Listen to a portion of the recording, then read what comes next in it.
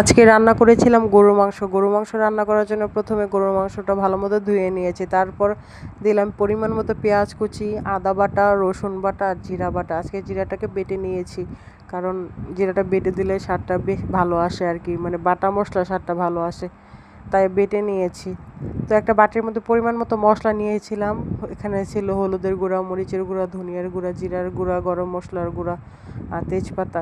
তো ওইগুলো দিয়ে একটু ভালো মতো মাখিয়ে নিয়েছি। মাখানো হয়ে গেলে তখন চুলায় বসিয়ে দিব। তো এই তো বসানোর পরে এই মাংস থেকে পানি ছেড়ে দিয়েছে। তো এই পানিটা দিয়েই আর কি, এক্সট্রা কোনো পানি দেবো না, এই পানিটা দিয়েই মাংসটা ভালো মতো কষিয়ে নেব। মাংসটা যত কষাবো তত তরকারিটা ভালো হবে। তো কষানো হয়ে গেলে সাথে আলু দিব। আলু দিলে তরকারিটা ভালো লাগে আমার কাছে, অন্তত মানে মাংসের আলুটা পছন্দ, তার জন্য আলু দিয়ে নিলাম। তো আলু দেওয়ার পরে ভালো মতো নাড়াচাড়া করে কষিয়ে নিব।